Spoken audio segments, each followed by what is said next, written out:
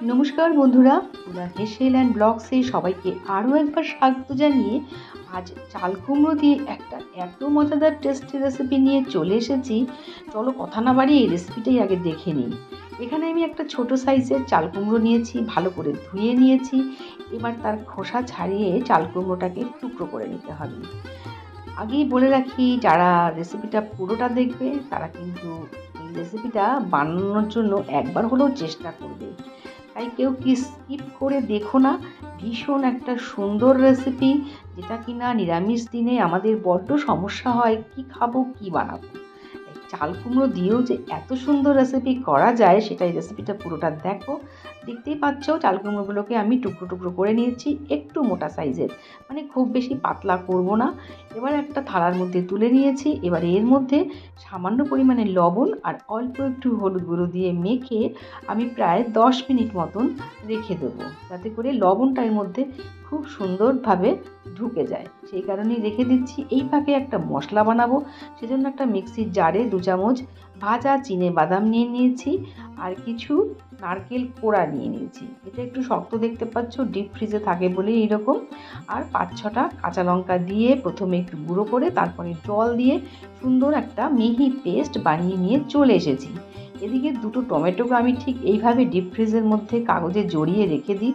দেখতেই পাচ্ছ গায়ে বরফ লেগে রয়েছে, তাই এখনই সদ্য কাটা যাবে না, একটু রেখে দিলাম। এই ফাঁকে একটা মশলা বানিয়ে নিচ্ছি। সামান্য মানে 1/2 চামচ হলুদ গুঁড়ো, 1/2 চামচ জিরে গুঁড়ো, 1/2 চামচ ধনে গুঁড়ো আর 1 চামচ দেবো এখানে আমি কাশ্মীরি লঙ্কার গুঁড়ো। এটা শুধুমাত্র রঙের জন্যই দিচ্ছি, কেননা আমি কাঁচা লঙ্কা ব্যবহার করেছি সেই নারকেল আর বাদামের মধ্যে। এবারে এর মধ্যে সামান্য পরিমাণে আরও একটু লবণ দেব। লবণটা তোমরা চেক করে নেবে।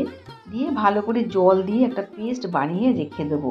এটা রান্নায় ব্যবহার করলে খুব সুন্দর হয়, বেশ মশলাটা ভালোভাবে মিশে যায় আর দেখতে পুরো বাটা মশলার মতন লাগে। এবারে কিন্তু টমেটোর স্কিন খুব সহজেই ছাড়ানো হয়ে গেছে।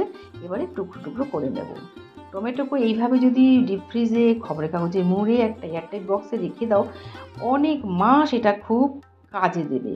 এদিকে কড়াই গরম বসিয়ে দিয়েছি। 3 চামচ সাদা তেল দিয়ে আমি এই চাল কুমড়োর টুকরোগুলোকে হালকা ভেজে নেব। সর্ষের তেলেও করতে পারো, আজকে আমি সাদা তেলেই করলাম। চাল কুমড়োর টুকরোগুলোকে বসিয়ে দিয়ে উল্টে পাল্টে বেশ লাল লাল করে ভেজে নেব। মাঝে একবার উল্টে দিয়েছিলাম, তারপরে আবারও খুলে একটু উল্টে পাল্টে ভেজে এবারে তুলে নেব। সবগুলো কিন্তু একবারে ভাজা হয়নি, আমাকে দুবারে ভাজতে হয়েছে, তাই যেগুলো লাল লাল হয়ে গেছে সেগুলো আমি তুলে নিচ্ছি। চাল কুমড়ো দিয়ে আমরা অনেক রকম রেসিপি করে থাকি, কিন্তু এইভাবে মানে এটা দেখতে যতটা লোভনীয়, খেতে যে কতটা ভালো সেটা তো রেসিপিটা ট্রাই না করলে জানতে পারবে না। তাই পুরো রেসিপিটা দেখো।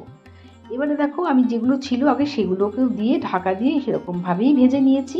আমি কিন্তু আর কোনো রকম তেল অ্যাড করিনি। ওই যেটুকু তেল ছিল তার মধ্যে 1/2 চামচ মতন গোটা জিরে, মানে সাদা জিরে দিয়েছি আর একটা মাত্র শুকনো লঙ্কাকে একটু ছিঁড়ে দিয়ে দিলাম।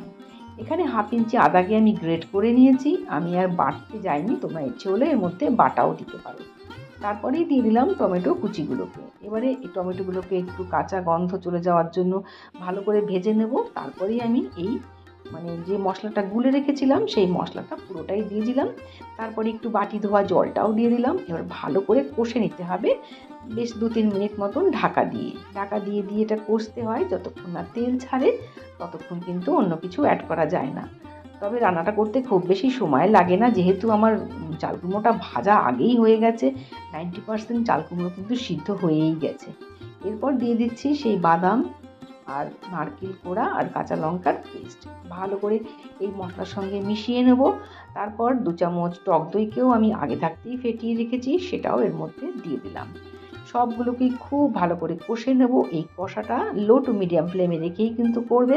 যারা আমরা রান্না করি তারা জানি কিভাবে রান্না করতে হয়, সুতরাং এটা আর বলার কিছু নেই। মিক্সির জারটা ধুয়েও আমি 1/2 কাপ মতন জল দিলাম। আমি কিন্তু আর কোনো জল এখানে ব্যবহার করব না। এরপরেই ভেজে রাখা চাল কুমড়োগুলো এর মধ্যে দিয়ে দেবো।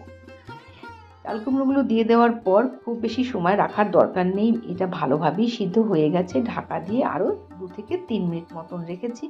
এবারে বেশ গ্রেভি বেশ ঘনই হয়ে এসেছে। এর বেশি কিন্তু শুকিয়ে গেলে খেতে পরে অসুবিধা হবে।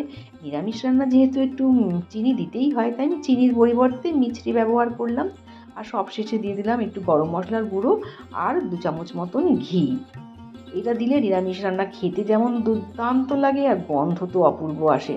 শেষে 2-3টে কাঁচা লঙ্কা দিয়ে ঢাকা দিয়ে এবার চলে যাব সার্ভ করতে। এবার গরম গরম ভাত, রুটি, পোলাও সব কিছু দিয়ে খেতে পারবে। একবার রেসিপিটা ট্রাই করার অনুরোধ রইল। ভালো লাগলে বন্ধুরা লাইক দিও, কমেন্ট করো, বন্ধুদের সঙ্গে শেয়ার করো। আর চ্যানেলটাকে যারা সাবস্ক্রাইব করোনি করে সাবস্ক্রাইব করে বেল বাটনে ক্লিক করতে ভুলে যেও না।